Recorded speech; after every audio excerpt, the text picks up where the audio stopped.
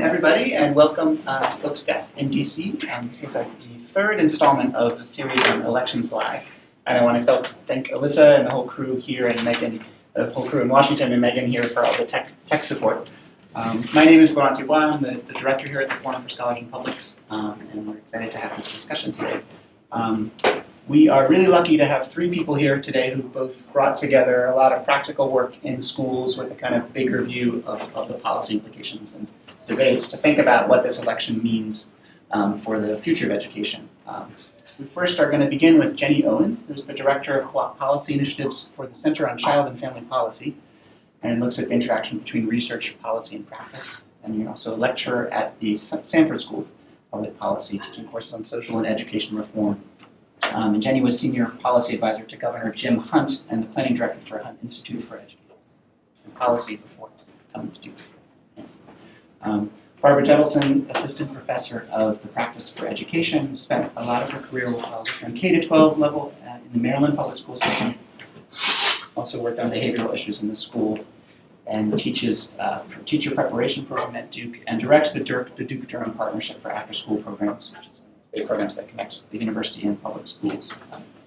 And finally, in Washington, Mike Lamb, who graduated from Duke in 2005, cum laude, and a teaching certificate here.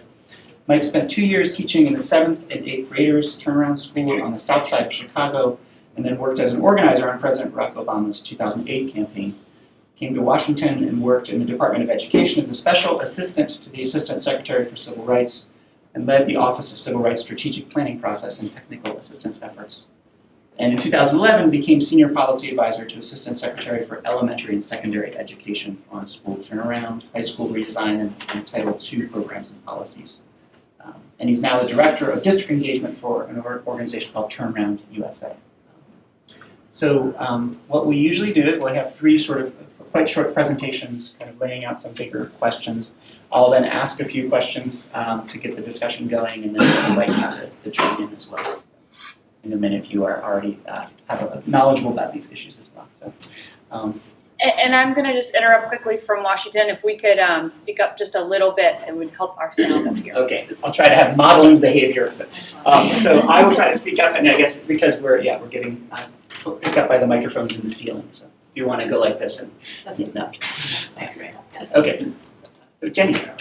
Thanks, Laurent, and thanks, Washington people. I'm really happy you're all here, and I'm glad to see so many students. I think it's a great series that you're doing. So I thought what I would do is start us off by highlighting some of the issues that are hot in education right now. I'm not going to express any opinions about them or tell you what I think is right or wrong, but we can leave that for later if you're interested. And then put a few questions to the group or just some considerations that we can have in mind before the others go, and then circle back to any of them that would be of interest to you. So yesterday, last night, I took a look at some of the headlines in education just from the past few days, and I thought I would read them just as a way of highlighting what a vast array of concerns and questions are on people's minds with who gets to decide what matters most. So they include the following: landmark student data privacy law enacted in California.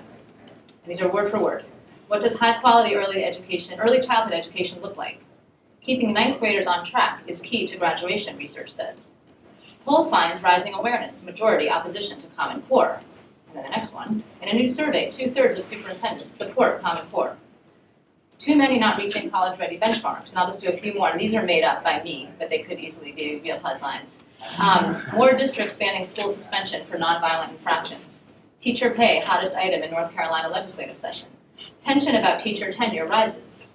Professional development for teachers and principals. What should it be and where is it?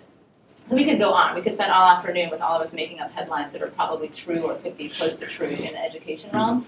And I think that's actually a key point. I was talking with Laurent a little bit earlier, and one of the things that I just think distinguishes education debates and concerns and questions and discussion is that we all think we know something about education, compared with so many other policy areas where we're willing to admit, most of us, that we may know or we may not know anything or very much about it. Most of you, I think, are students now. You were all students in some capacity in a pre-K-12 type setting. Maybe you're in college, maybe you're out of college. We've all done something and been somewhere in the education system, and so we actually do know something about it. So this sort of shared experience, I think, really has an impact on not only our knowledge base, but our opinions and ideology and perception of what really matters. So I would put that very front and center. And that informs, in terms of an election question or election questions, that matters to them as well, to the candidates as well, and I think it's important to keep that in mind. The second thing that I would put on the table for consideration, especially when we're looking at candidates and trying to understand, why they think what they think and why we agree and disagree with them and why they disagree with each other so often, is decision-making power. And who gets to decide at different levels of government what happens where in the education realm. One school of thought, so Common Core, someone's going to ask about Common Core, I expect. I am not a Common Core expert. I'm happy to say a tiny little bit about it if anyone is interested. But whether you're an expert or not, you probably know, if you paid some attention, that a lot of the dissension about Common Core is as much about who did it and who's doing it to whom as about the substance. And I think you could say that about you can say a lot of policy issues, but education in particular, I think I know what I'm talking about because of X, Y, Z, and have that folded into the actual policy debate. And so I would always ask, to what extent is that the case with the particular candidate or policy person, policymaker. And then the other, and two more things, and I'll let the others do their piece. I would, if someone were trying to figure out who to pay attention to when it comes to education issues in an election, again, I'm thinking local, state, and federal, not international for our purposes. Here are the types of questions I would ask, or I do ask. Are the people who represent me in the state legislature now and in Congress, are they up for re-election? And if they're up for re-election, is anyone running opposed to them? So I had 3 legislators come to my class this past Tuesday. One of them is going door to door, making phone calls all day long, trying to raise every last dollar, get every last vote. The other 2 are pretty much doing their usual work and not really worrying about it because they have complete, sort of total knowledge that they will win their elections. So completely different context for them, but they're all running for election right now. One of them we know, 2 of them we know what's going to happen, one of them we have no idea. The other question I would ask, and this is very specific or very particular to education, is am I in a state with strong or weak local control? So I don't know how many of you know, those of you listening, whatever state you're from, or in North Carolina, do you even know if your state has strong or weak local control? And the answer to that, I saw at least one person shake their head. So if you knew the answer to that question, that would give you a lot of insight into why and who and what some of the issues are in terms of education. And then the third thing is, what did my governor, and I'm focusing on state for our purposes, I think we'll hear more about federal, what did my governor highlight in his or her State of the Union address? So take one guess as to what took up the most airtime in State of the Union addresses across the country. Okay. And take one guess as to what subcategory of education took up the greatest airtime within the realm of education. K through 12. Say loud. K through 12? K through 12, so early childhood, and then K through 12. So early childhood education. So not surprising when you think about what some of the debates are today. And then the last thing is to think about whether these debates, whether it's Common Core, investing in early childhood, charter schools, choice more broadly, and we could, again, read down that list of headlines and get some other examples. Think about how much the debate is about evidence, research, data, what we actually know and what we do with that knowledge, and how much is it about ideology and stemming from personal experience, power, history, perspective, and the particular context of that state that may or may not be influenced by or susceptible to what research, data, and evidence say.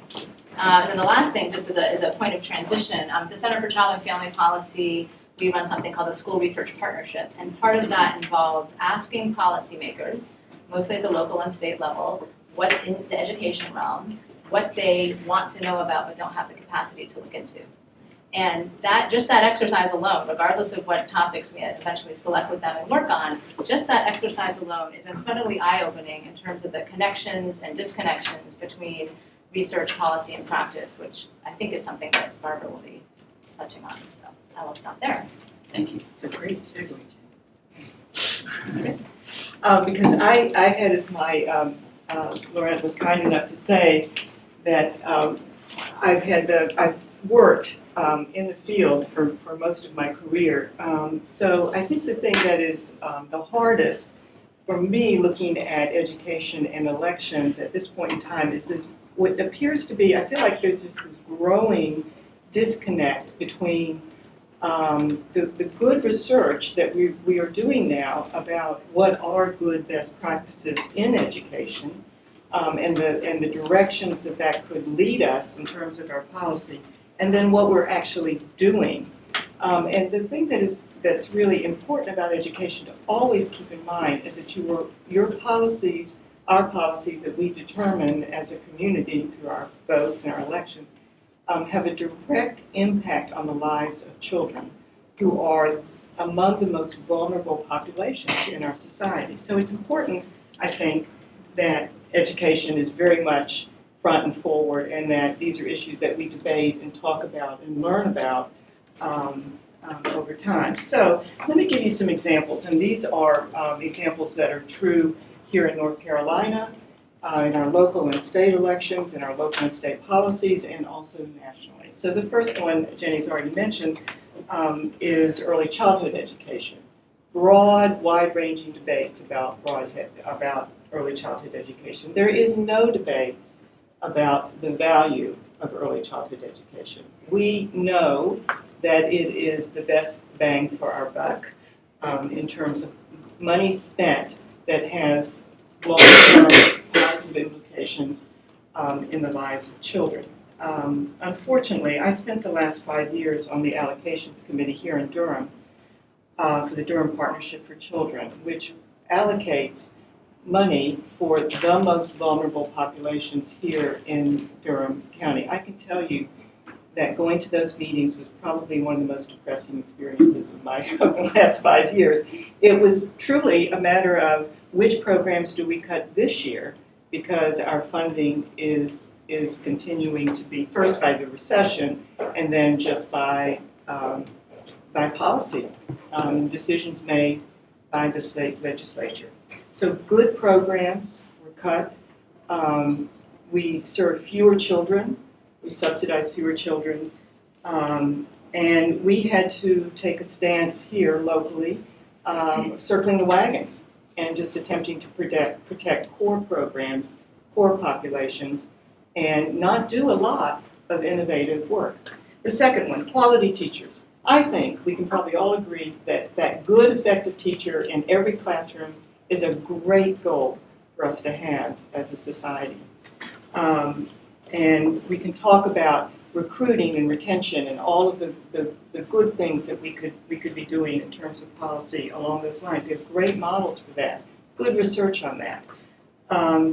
But recently, the North Carolina Teaching Fellows Program, which was both a state model and a national model of how to recruit and retain teachers here in North Carolina, was cut.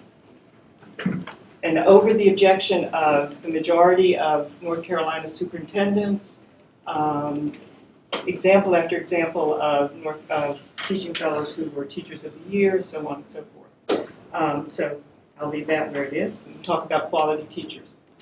And then the last one, which is near and dear to my heart, is after-school programs and summer school programs. In the last decade, we began to, last dozen years, really take a closer look at after-school programs and their potential impacts on children, on closing the achievement gap, on serving particularly populations that might not have great access to recreation and other kinds of enhancement opportunities in their communities.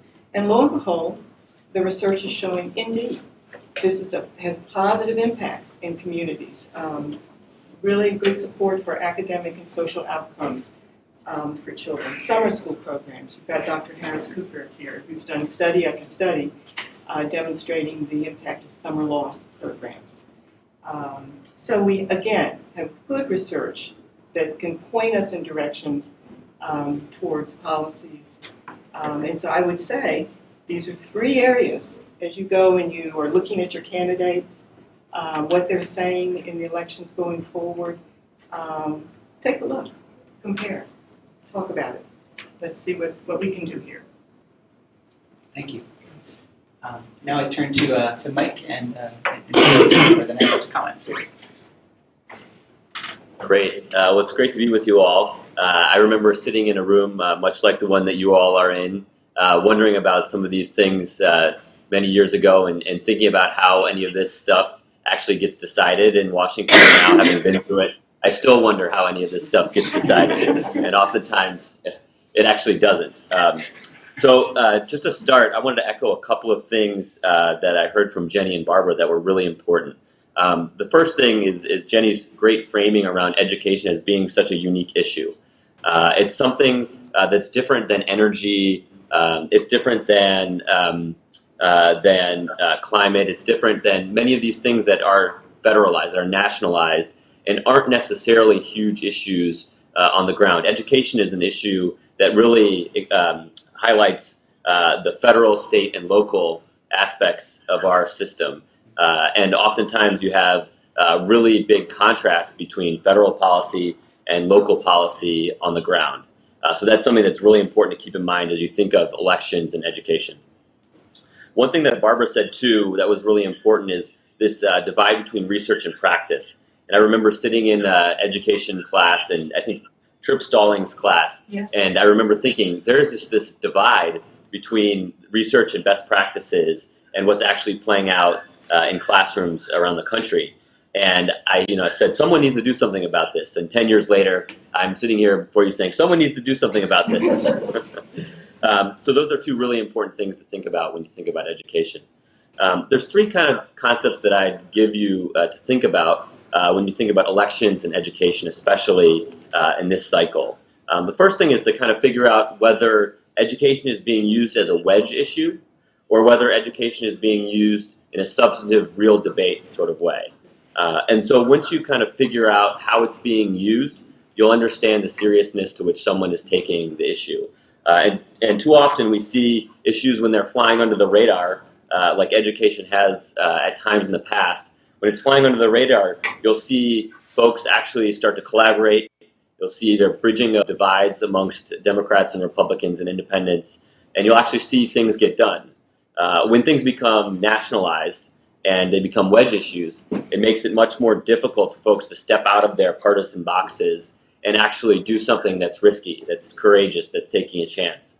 So as you look at folks' websites and as you start to make these types of decisions, really tune into, does this seem like this is being used as a wedge issue to divide people apart in a cultural kind of way? Or is this issue being used to actually think about substantively, is this best for kids?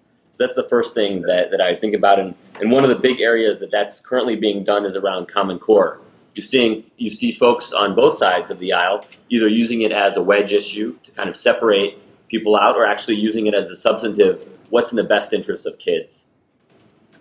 And the second thing that I would think about is, how likely are people to be strange bedfellows with each other?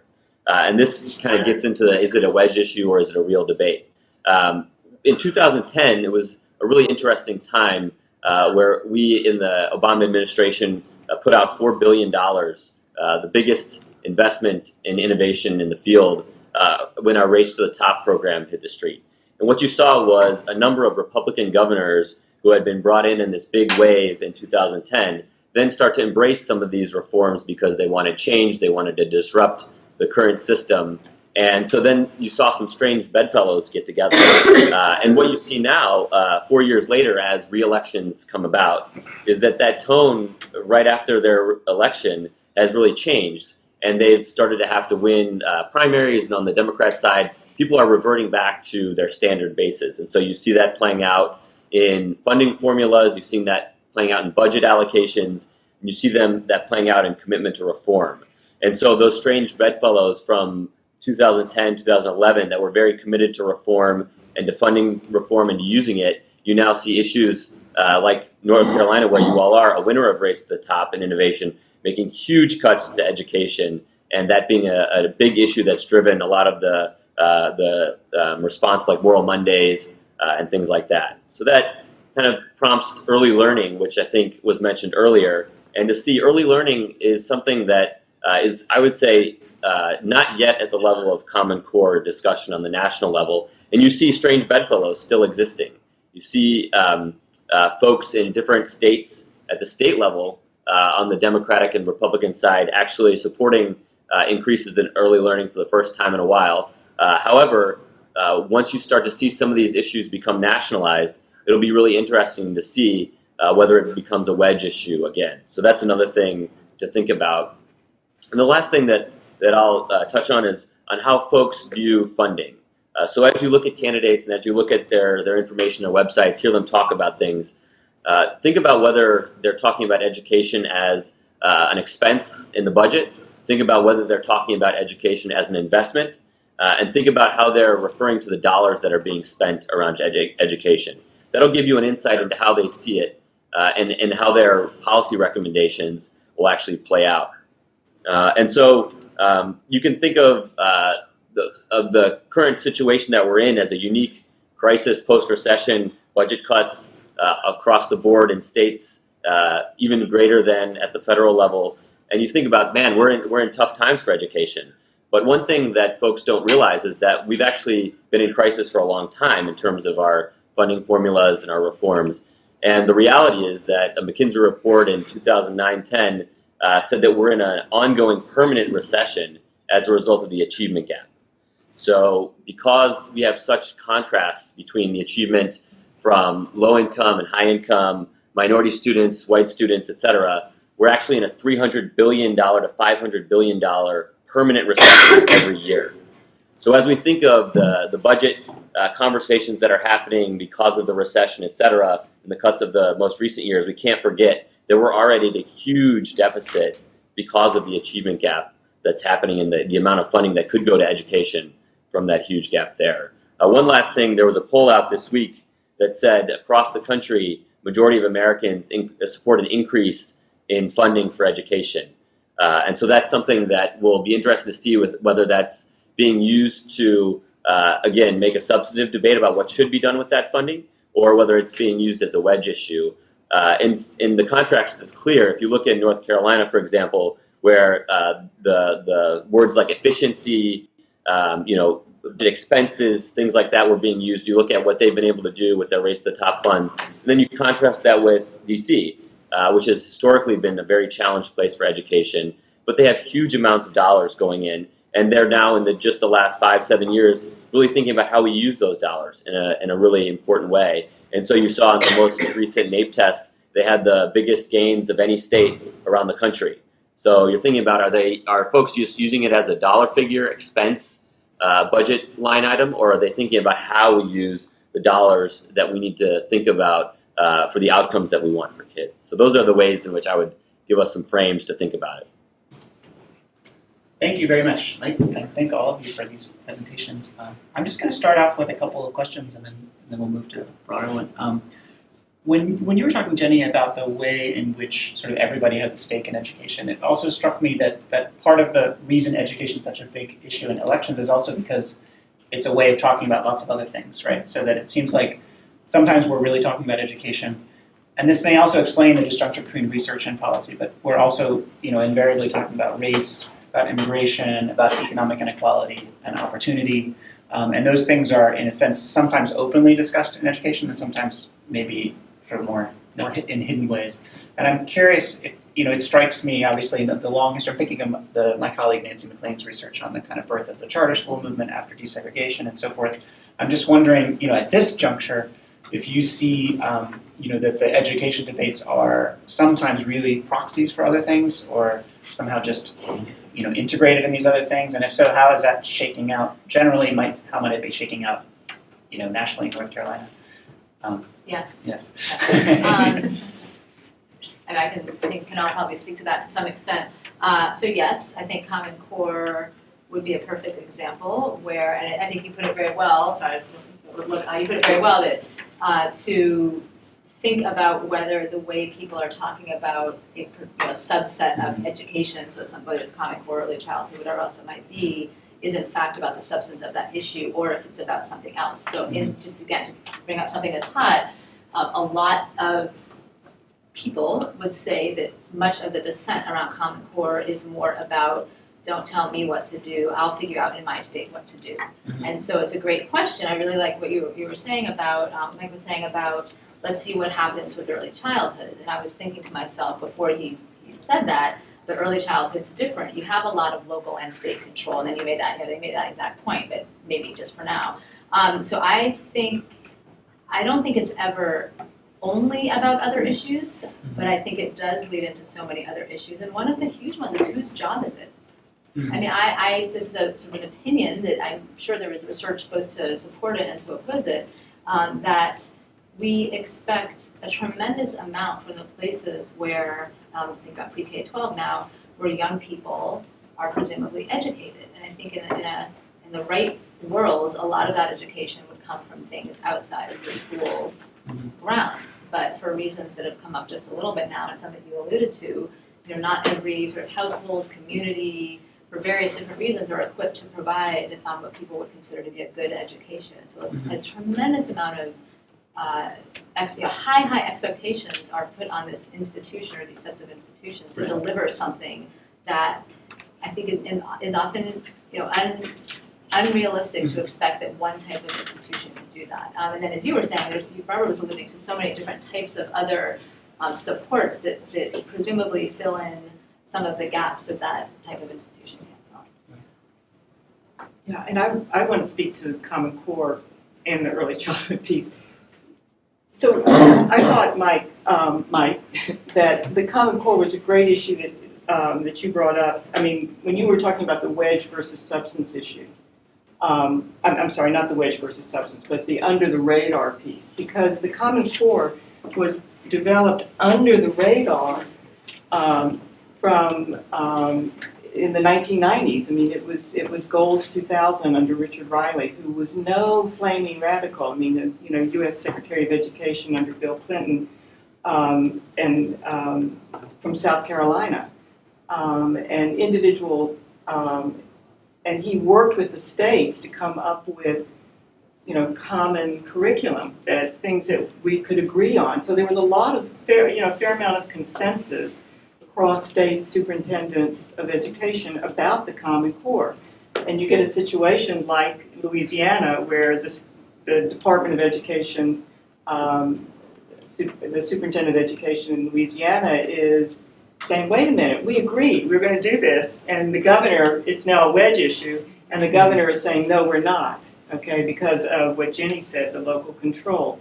So it's very important on an issue like this to separate the wheat from the chaff, to get into what's substance and what's wedge. We can probably come to great consensus that it makes sense to have some common agreement of curriculum standards nationally. Okay, we can probably do that. But when you get into the local control, we're going to have this burbling up of wedge issues that are obstacles and get in the way. I'd love to have you speak to that, Mike, a little bit. I can't imagine that Common Core is not very much a part of your brief right now. Go ahead. Yeah. Absolutely.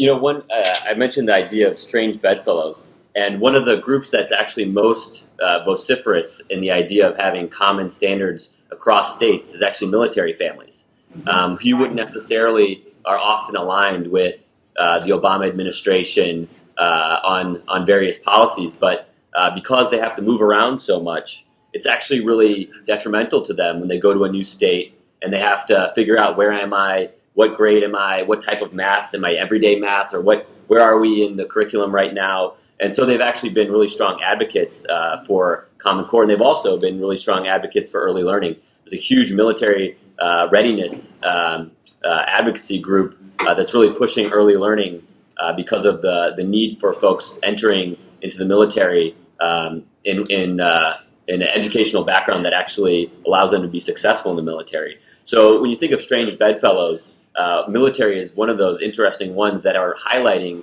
because just pragmatically they need to have their students be successful when they're moving around. And it's kind of a reflection of where we're moving as a country. I just can't imagine the different states that all of you in the room have come from. And you've come with various different backgrounds of education. We now aren't living in the same place that we grew up in, like folks were a long time ago. And so it's just a reality that we're going to have to be dealing with. And I think that more and more folks are realizing the value of having Common Core standards. It's just once it becomes nationalized and politicized, then you start to see whether folks are actually using it as a wedge issue or not. Barbara was talking about how Common Core first was birthed. There was a picture I was looking at the other day of Bill Clinton and George H.W. Bush and a bunch of other governors at the time walking out of a big convening in Virginia. I think it was around Goals 2000, which you mentioned. And, this was the birthing of Common Core aligned standards across states, et cetera. And you think, oh man, this is, people really working across the aisle. And then you look, 15 years later now, and it's the biggest wedge issue that there is in education right now. Governor Jindal, who I think was just referred to earlier, he was one of the biggest proponents of Common Core in 2010 when it was great to be a Republican and be a disruptor of education, et cetera, and to really vie for a lot of the innovation dollars that we had. And now it's re-election time, and he's going back on that. And you'll see some folks on the left do the same thing as they start to figure out, who's going to help me get elected. So that's a really important issue that's out there right now. I mean, it does strike me, of course, that the schools in America, part of the reason for this, the schools in America bear the brunt of so many social issues, right? So poverty, or, they're kind of the institutions not set up for dealing with that end up dealing with it on the ground all the time. So that's one reason the institution, in a sense, has to take on all these questions. But I'm also wondering, it occurs to me that I think, maybe this isn't true, but as a question, it seems to me that maybe education is the issue, the largest kind of election issue, the most important election issue, where the power is so fragmented around the issue, right? So foreign policy or bank issues or even healthcare, it's a little bit more complicated. But the question of who controls it is so fragmented in America. It's something that completely confuses Europeans when they, who have highly centralized education systems where even curricular questions are decided at the national level. The extent to which, our curriculum and everything else is kind of, so that's it seems to me one reason why the politics are so complicated.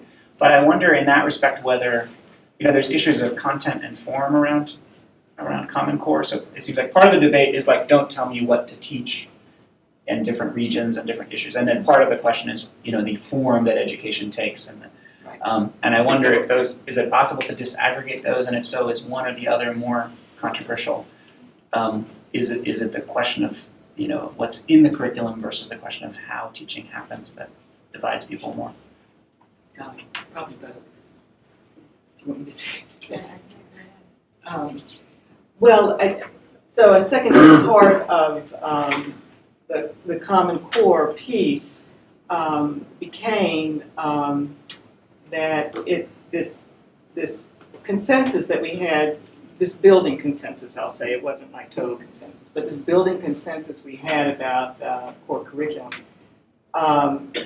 got woven into the race to the top funding, which was big dollars going to states to spend on education, and it was an incentive.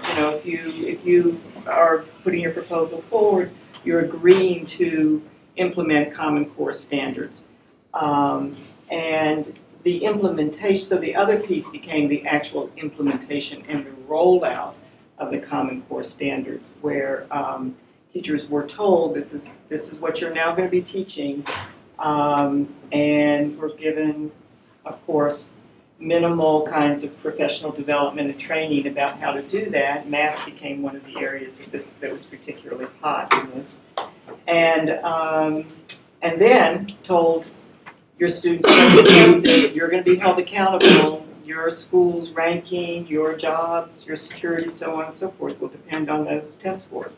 So we ended up with this really loaded,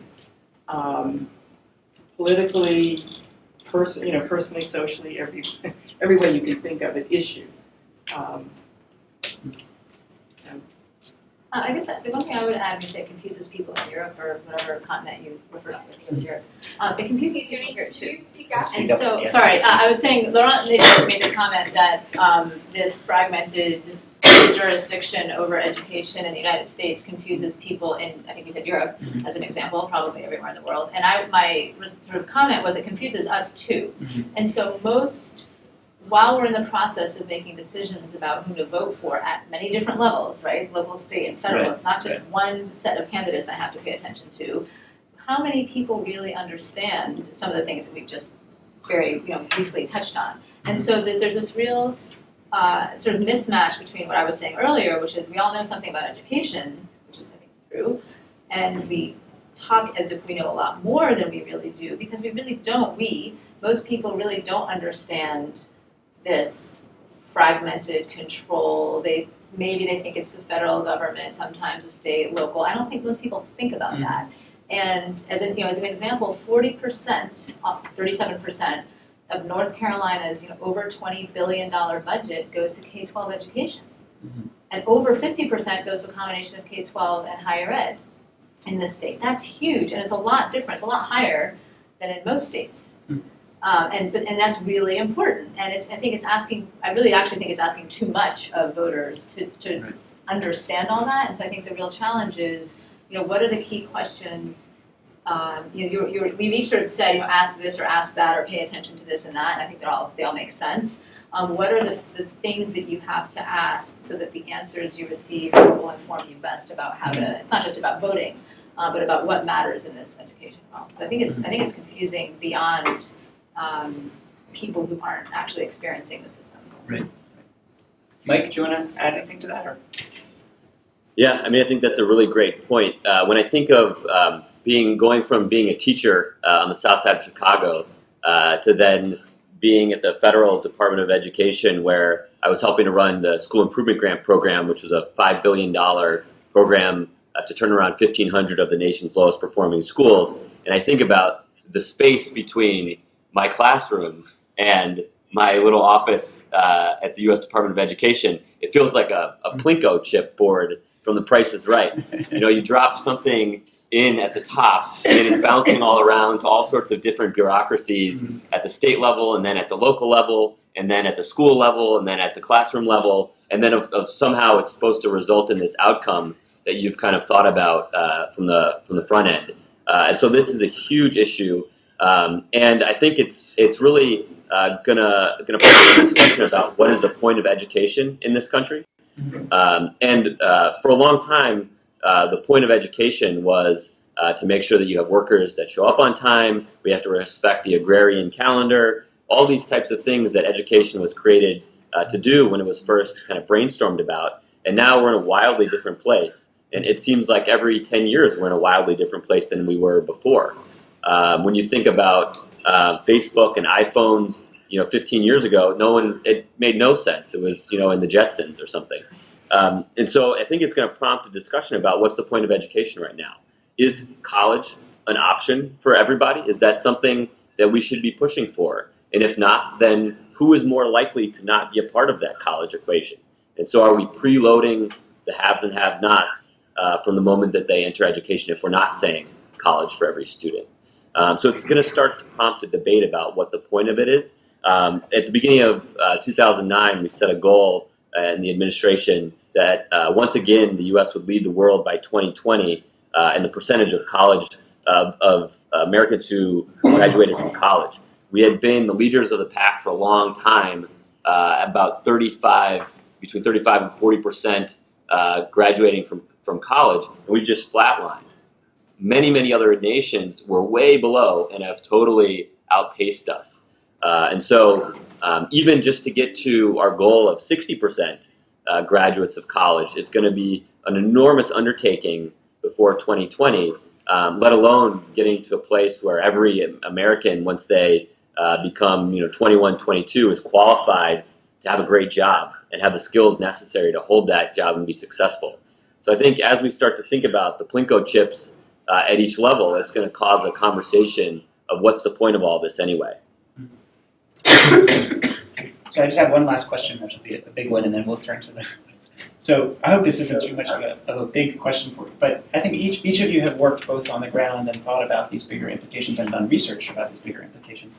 So I'm going to ask you to kind of dream for a second about two things. One, if you could occupy any public office in this country in order to make some profound change in education, along the lines of your vision or based on your research, what office would that be? In other words, where would you sit where you think you could make the best difference, from a principal of a school to president or anywhere along the Plinko chip? That's one question. And the second question was then, if you were in such a position, what would you do? What would be kind of the first thing that you would try to put into effect? So I'm kind of turning you all into political candidates, I guess. But I'm kind of curious just where, it's partly to ascertain this question of like, where does the power really lie? Who can actually make a difference? And second, to see, just to get a sense of like, if there really was a kind of change that could be made that you think would have the most impact, what would it be based on your work, based on your research? Kind of question I'd love to ask. And hate to receive. Sorry. Great question. So a little bit of a partially predictable answer is it depends on what's, so not at the federal level with all due respect to the Fed. So if that's my starting point, then it would really depend what state I'm in. So since I'm in North Carolina, probably either this is really hard. I wish we could go off record for a minute. By the way, I'm sorry, we always say there's a way to say it pass on the question. No, I'm not going to pass. I'm just going to try, and I might change my mind tomorrow. But I would say either the chair of a well-functioning school board in one of North Carolina's largest districts that could have ripple effects elsewhere and nationally, or again, depending on the other powers that be, sort of a half pass, right? Depending on the other powers that be, the chair of the Education Appropriations Committee in the legislature, or co-chair. Yeah. Because basically, you mean because, and why? Because then the funding. Because money is critically important. That's why I went, both local and state level possibilities. Right. So because money matters, and all of those headlines I read before and everything we've talked about, there's money attached to all of those things. And I think in North Carolina, the school board leaders have a ton of decision-making power. And I can say that's good or that's bad, but it's the case. And if it were a strong, productive group of people, you could do a lot of good for a lot of, what we're talking about, a lot of good for a lot of kids and a lot of families and communities. But so, and by that, you're suggesting though is that we probably kind of know where the money should go, and if you, or what I'm saying, from your perspective, would it be easy to figure out where the money should go if the politics? Definitely not easy. Easy. Oh, I see. Easy, no. But I think going back to something Barbara said, there's enough solid information about enough things that work well, even if they're not perfect. That I believe you could keep local control in the mix and still make decisions. Still prioritize those things that obviously will make an effect. Prioritize things that seem likely to be right. So that's right. So it seems like there is knowledge that could be put into practice. I don't think we are sort of just flipping a coin and saying let's try this week. Yeah, that's good, Jenny. I can see why, and that makes sense to me. So I would go two ends of the spectrum. I certainly have that belief that when you impact the life of a child, you're not only impacting that child directly, you're impacting all the generations to come afterwards in that child's life. All right? So I think that being a classroom teacher is one of the most profoundly impactful roles that one can have in this society. On the other hand, I agree with you. I think that the state level is another place where there's potential for great impact. We've seen that in North Carolina with our governors who have set the direction, led the way, worked with the legislature in directing appropriations and so on and so forth. So I think that it's sort of a couple of different ends of the spectrum. That's where I would go. Okay. Mike, you want to respond? Well, having worked at the federal level in various offices and having just left, you'd probably take away that I would not choose to work at the federal level.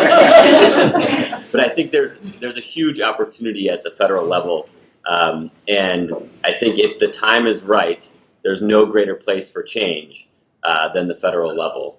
I think Jenny just mentioned the committees. This is a really interesting time for the committees right now because you have Chairman Harkin stepping down and resigning.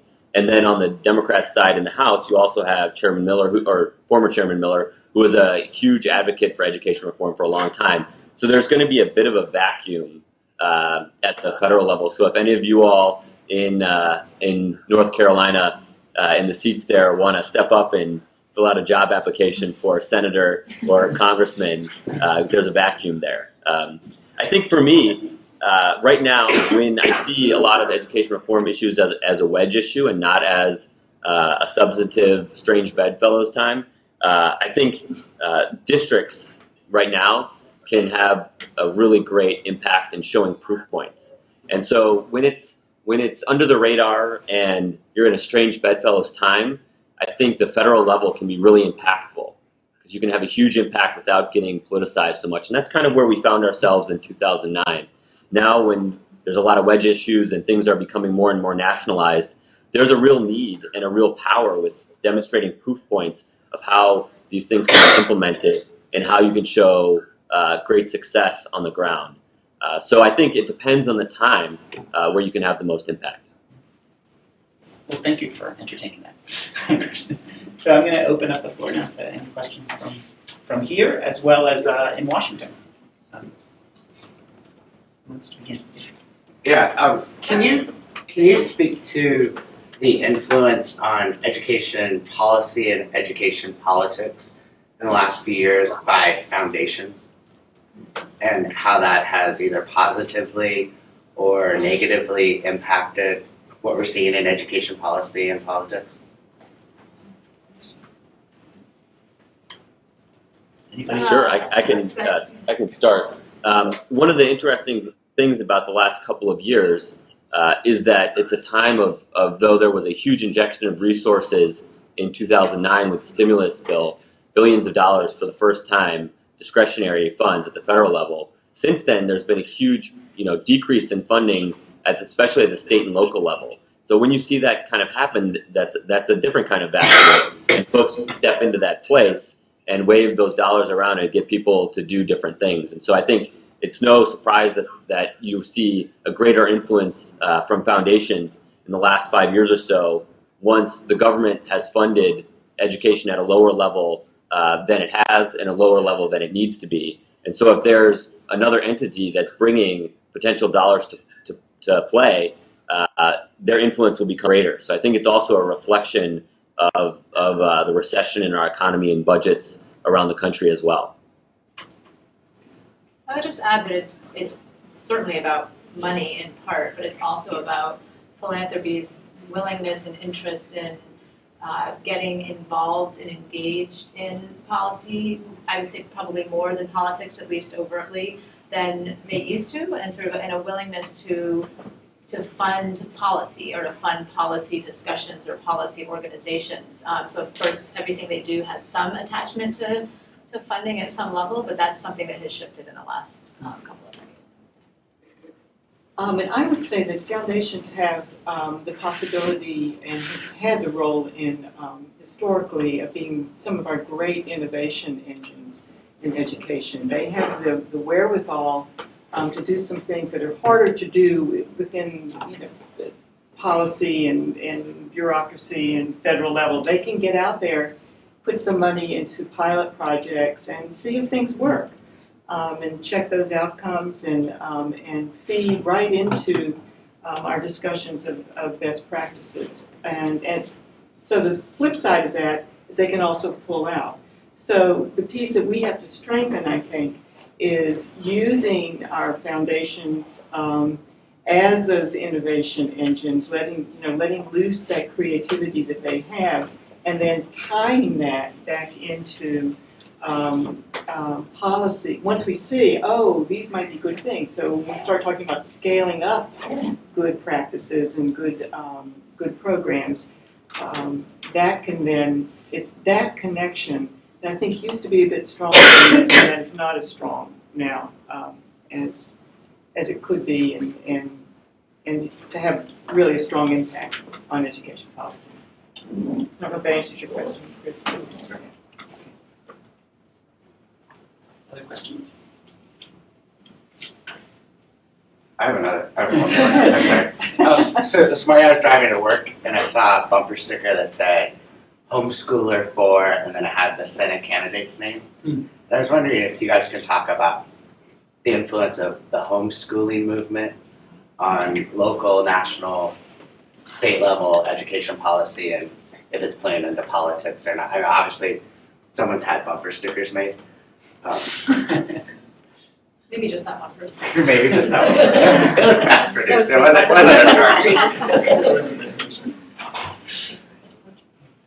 I have a one sentence of contribution to that question, which I think would be, and so I'm not an expert in this in the realm of homeschooling at all, but I think of it as another slice of the choice discussion. So you choose to send your kids to different types of schools, and homeschool is one of those choices, which doesn't really speak to, is it a big impact or a small impact? I mean, it's a growing impact. I think we know that just in terms of numbers and proportion of kids who are homeschooled. But that's how I would think of it more like that than a slice that is, and again, depending on where you are and how big of a slice it might be in a particular district or state, and what the funding implications might be.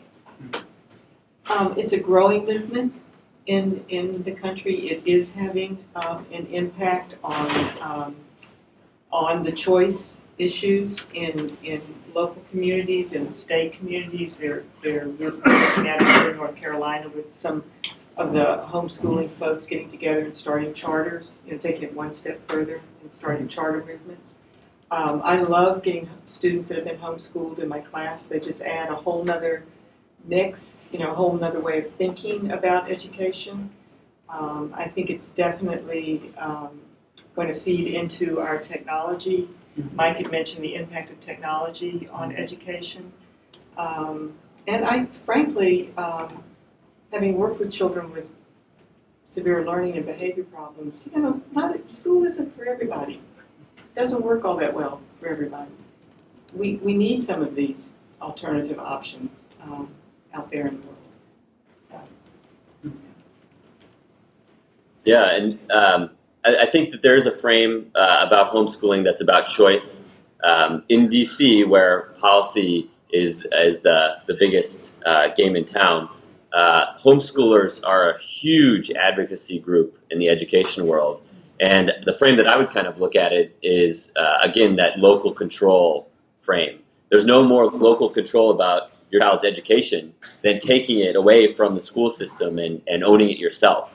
And so if you think about any group that's out there that would be the biggest advocates against something like Common Core, it would be families who have decided that I want to be in control of what my students are learning. And so you have an organization, I think it's called the National Homeschool Association, I forgot what it is a huge advocate against the Common Core, and I think they just put out a big documentary with a bunch of people in it who are national policy voices about this, trying to take down Common Core. And so when you think about what then these groups that were isolated, moms and dads schooling their children to now coalescing around policy agendas, they can be real strong voices for what they've made as a personal decision for their family, and they're advocating for all families. So in DC, we see it as a big piece of the advocacy pie, especially around Common Core. And you see a lot of these groups really preaching this idea of local control. For them, they've already made that decision for themselves. Yeah. I feel like there are two major avenues right now, like one being the education choice avenue and the other being more consolidated Common Core type. And both of these are being advocated for people from both sides. So is there a reconciliation that happens between the two? Like we want choice for people, but we also want very strict standards. And where does that reconciliation happen? In the local level, at the federal level? I was thinking about your question. You want me to go a little bit? Sure, I was just asking you to say it again. Go ahead. Sure. Okay. I don't have to. So sure. I'm always in the middle. Sure, why not? I always believe there's more consensus than around almost any issue you can think of than what than what you can. So I suspect if you actually looked at Common Core, for example, if you looked at early childhood education, you would find much more agreement across all political groups than you would differences. But what we're hearing, in the media, what we're hearing from our political leadership is the divide. Okay, and so that speaks to Adam's great expression of the wedge issues. We're hearing that piece, not the broad substantive things that we can agree on. And I think that's part of what our role is as community, as you grow and you become community leaders yourself and you're sitting on school boards, which I hope you all will at some point, that you look for what we can hold in common and work towards that. Any other thoughts? Mike, do you have any thoughts on that, or? Yeah, and I think some of these things aren't necessarily mutually exclusive. I think choice and high standards that all students receive aren't necessarily contrary ideas. I think there are charter schools, for example, that are creating their own standards that mirror the Common Core almost entirely. And then you see district schools that are not charter schools doing the same thing. So I think that some of these ideas are not actually mutually exclusive, though they may be being used to divide and to separate and to create more distance between folks. So I think, much to Barbara's point, it's important to think about where the commonalities are and where those strange bedfellows might lie, because I think you'll find them more often than not. One thing I would add, is I feel like you deserve an answer. I mean, and you have given her answers, but deserve an answer to this reconciliation question is, I said a minute ago to your question, well, I wouldn't sit at the federal level. I would absolutely sit at the federal level for certain types of decision making, sort of authority and power. And I think one of the things that the federal level does, and what we don't give it enough credit for, is being a catalyst for something that some or the majority or all states can rally around, even if they do it in their individual ways. And so there are ways, so I would think of welfare reform as an example, healthcare as an example, as controversial as that is, it's not going away. And same with this sort of standards discussion, if it weren't for what's happening at the federal level, and I wouldn't just say it's the case at the federal level, federal policymakers, both in Congress, but especially in the executive branch, are paying a tremendous amount of attention to research and evidence and data compared with years ago in the education realm. And that's a huge contribution to these debates, even if even if we disagreed about what to do with our children or what to do in our particular district. And so I think that provides a way for some of this reconciliation to emerge, because there is a foundation that the federal government has laid for the states and localities to work with and to build upon. Well, that's about the end of our session. I want to thank the three of you, first of all, for all the work you've done on this key issue, and for being here today and sharing your wisdom. So thanks a lot. Thanks so much.